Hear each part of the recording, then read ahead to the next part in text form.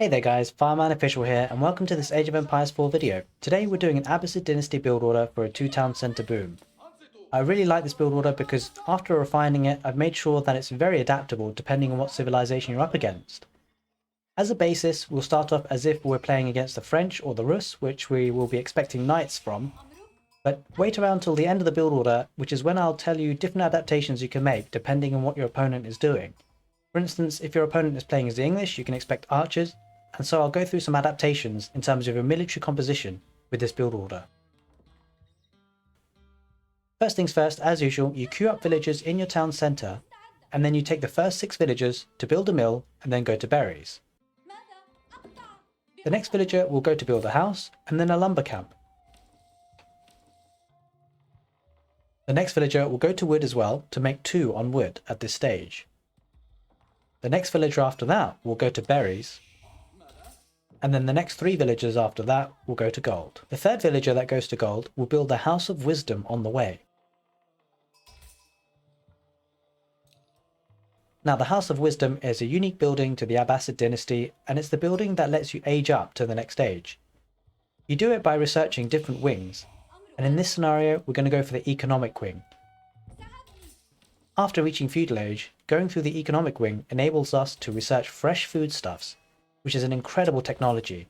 It makes the villager cost reduce by 50%. This is a really great economic boost for the Abbasid dynasty. Just to let you know at this point, all the PDFs of my build orders are now available. Do check out the YouTube description of any of my build order videos to see how you can get hold of them. In any case, I have the build listed on the right hand side of the video. As we're playing as if we're up against the French or the Rus and expecting knights, we will then, after having enough resources for the second town centre, drop a barracks for some spearmen, an archery range for some archers, and blacksmith for the upgrades.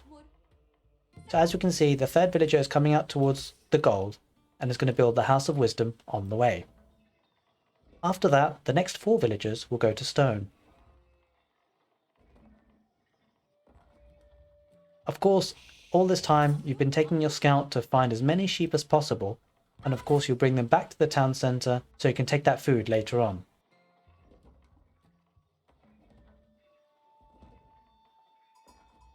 Now this particular build order is great on open maps and closed maps alike, but it's particularly useful if your opponent is quite far away from you. It's also great for team games.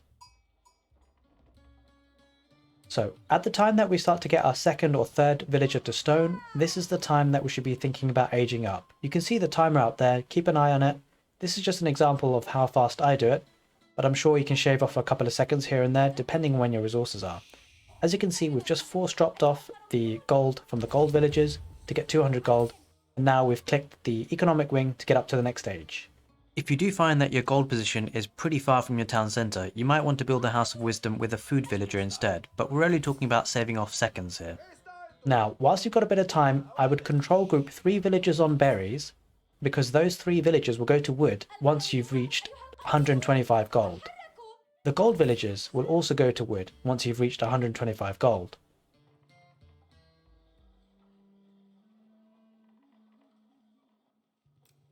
Once you've got 4 villagers on stone, the next villagers will go to wood.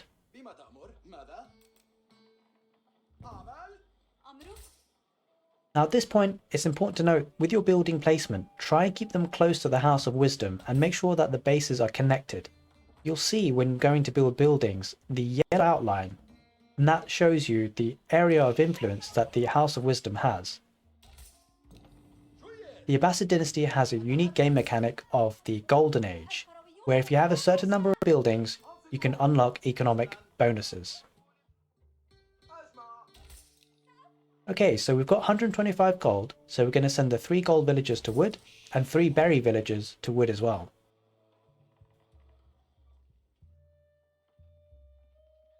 Don't forget to have built a house with your berry villagers.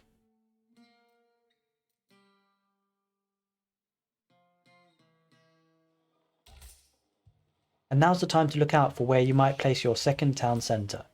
Ideally, put it next to a wood line and a food resource, because those are the resources you're going to need in feudal age, mostly. So we're approaching 5 minutes, we're almost up to feudal age. Keep an eye on your stone count because you will need to take those stone villages. Once you've reached 300 stone, you take those stone villagers to the location for your second town centre. There we are, 300 stone exactly, and we're going to go to build our second town centre. Now in total you want 13 villagers on wood before you start transitioning your villagers from your town centre to food. So we've got 13 villagers on wood now, so now the new villagers will go to food, and I tend to send them to sheep underneath the town centre. So here we are, second town centre being placed before 5 minutes 30 seconds, so it's a good time. Don't forget as well, after feudal age, to have clicked fresh foodstuffs. And once you've hit 150 wood from now, you're going to build a barracks. So as you can see, we're going to connect up the foundations to make it yellow, just so that we can get as many buildings under the influence of the House of Wisdom. Now, once the barracks is built, we're going to train some spearmen. And the villagers from the new town centre will go to food as well. So we're going to get some spearmen just to defend our key resources. And once we feel like we've got a good defensive foothold, we will actually start to push forward. Now the great thing about the Abbasid Dynasty is that they get the siege engineering upgrade for free, so you don't have to worry about that in order to build rams. We will invest the next 150 wood in an archery range so that we can have an army composition of archers and spearmen. When we can afford it, we will be able to build rams, but that's looking further forward into the game. I like the army composition of spearmen and archers, especially against the cavalry civilizations, and we'll of course move our spearmen to protect our key resources. We'll aim for 15 villagers on food, and once we have that number, we'll then start to send the villagers from one town centre to gold, and the other town centre villagers will go to wood. And as you can see here, we've got the golden age tier 1, and so our economy will be extra strong. So with both production buildings pumping out units, the barracks and the archery range, let's now talk about strategies and adaptations for this build order. Going for a 2-town centre opening can be a risky business on some maps, and so scouting will be key. Keep an eye out for exactly what your opponent is doing. If they're going for knights, be prepared to defend yourself, at least for a while, with spears and archers. Whilst you do build up your force though, and are looking strong at home, start thinking about going on the offensive. Wall up some key areas of your base if you can, and that will give you some protection whilst you're moving out. Make sure to get your blacksmith upgrades. Against the cavalry civilizations, I particularly enjoy pushing with spearmen and archers as well as rams if things are going well. Let's look at some adaptations. Coming up against archer openings from your opponents can open up a completely different can of worms. For example, if you're facing up against the English and a longbowman rush, you'll need to be prepared. Facing up against the English, often I'll be tempted to go for horsemen and archers. In this particular section, we're going to look at some villager counts needed on each resource to maintain some production of different army composition. Take a look at this graphic, which contains some key information about resources needed to train certain units and the time it takes to do so. If we look at the camel archer, to maintain one archery range production of camel archers, we need 8 villagers on food and 3 villagers on wood. For spearmen, we need 6 villagers on food and 2 villagers on wood. You get the idea. For my calculations, I've used the fact that generally villagers collect 40 food, wood and stone per minute. But of course there are some small changes depending on which type of food resource they're collecting. For example, sheep, berries or hunt. I have a separate video looking much more in detail into that called resource gathering. Check it out at the end of the video where I'll leave a link to it. But note also for these calculations I've rounded up to the nearest villager. So looking at some common army compositions, going for spearmen and archers and maintaining production of 2 town centres, we can see that we need 13 on food and 7 on wood. If we go back to the build just for a second, we can note that I recommended that we keep villagers pumping out to food until we hit 15 on food. And that just gives us a little bit of breathing space because of course we only need 13 on food to maintain production of spearmen and archers and the 2 town centres. If we skip over for example to horsemen and archers, which is kind of the composition I'd go for if we're up against the English longbowman rush, we'd need 14 on food and 7 on wood. Again, 15 on food, which I said earlier for the build, is more than enough. The only time that you really need to make a change is if you're going for camel archer and spearman.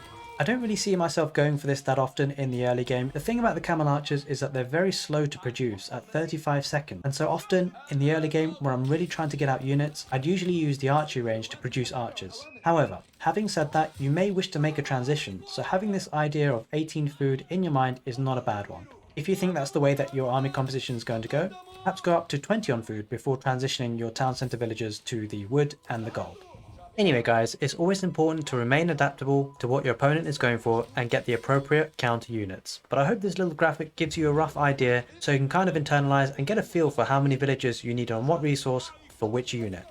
So I really hope you enjoyed this video, and if you did, consider giving the video a thumbs up, subscribing to the channel and hitting the notification bell, especially if you'd like to see more Age of Empires 4 content, ranging from build orders, beginner's guides, in-depth game mechanics analysis, and online competitive gameplay.